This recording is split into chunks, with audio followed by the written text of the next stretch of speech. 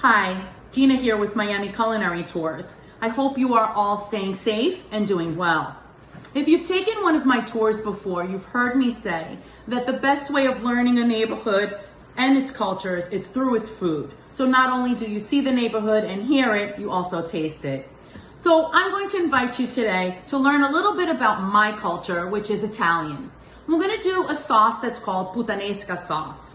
So when I was younger, there was a book that influenced me very much, and it was called While the Pasta Boils. And it just talked about how many different sauces that you can make for pasta in the time that it takes for the pasta to, for the water to come up to a boil and for the pasta to cook. So we're gonna make that Puttanesca sauce today. It is a sauce that comes together really quickly. So this recipe calls for fresh parsley. I love to cook with fresh herbs. I feel that it adds such a wonderful layer of flavor and depthness to your recipes. Either you can add them while you're cooking as well as at the end. So I found these two methods a great way of preserving the freshness of your herbs. Just take a takeout container, fill it up with some water, put your herbs in there and stick it in the fridge. It'll last a really long time. Another way is just to grab your herbs and some paper towels. Just roll up your herbs in the paper towels, stick them in a Ziploc bag in your fridge,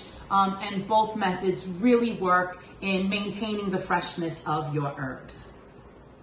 The ingredients for puttanesca are whole canned tomatoes without the juice, salt and pepper, some minced garlic, some olives. Traditionally you would use black cured olives, but we don't have that right now. Some minced parsley, fresh, and some anchovies. Now, if my mom saw me using the anchovies, she would not be too happy. From the region of Italy where my family is from, they don't traditionally use that, but I love it. I feel that it adds a layer of flavor, umami, that I think is so important in this dish. You can also add capers to this as well.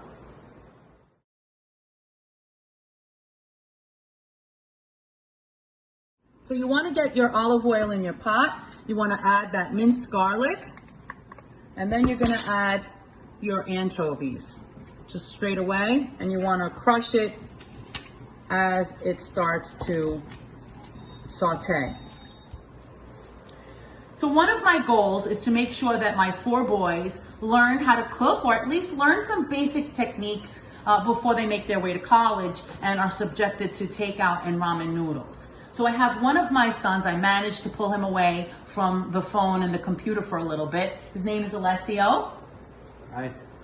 So he's graduating from 8th grade this year.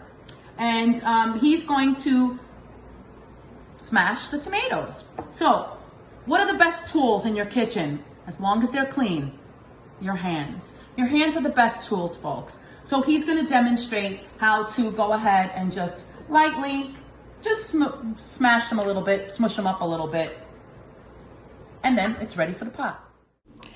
Once that's done, add the smashed tomatoes and the rest of the ingredients to the pan. So we're using dried pasta today. And a couple of tips when you are cooking pasta. You want to make sure that you have plenty of water, and that's going to allow the pasta to actually move around and get cooked. And secondly, you want to make sure that you have plenty of salt. So you want to put a good amount of salt, probably about the size of your palm. The pasta is dehydrated, and one way to infusing flavor into that pasta and rehydrating it is to make sure that you have salted water. That's the first step in flavoring your pasta. Before you drain all of that pasta water, be sure to reserve about a cup or a cup and a half of the water. That water has starch in it, which allows the sauce to come together and adhere to the pasta. Do that anytime you're making pasta. So once your sauce is complete, you can either use it right away on your pasta, or you can put it in a jar, put it in the fridge, and use it later on. You can top some fish and roast or bake it in the oven, or you can also add it alongside some grilled chicken. You can also put it in a container, pop it in the freezer for later use. I hope you enjoyed this culinary journey with me today to learn a little bit about my culture.